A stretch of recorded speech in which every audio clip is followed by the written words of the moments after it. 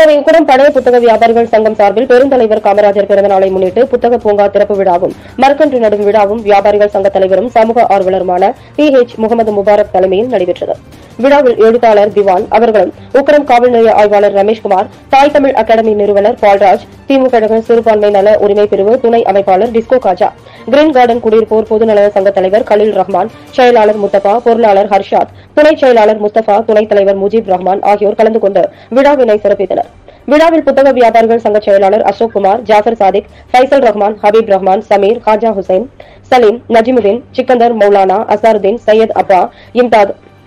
இம்தாத் அலி, ஹபீப் ரஹ்மான், அன்வர் அலி, இஸ்மாயில் ஆகியோர் கலந்து கொண்டனர்.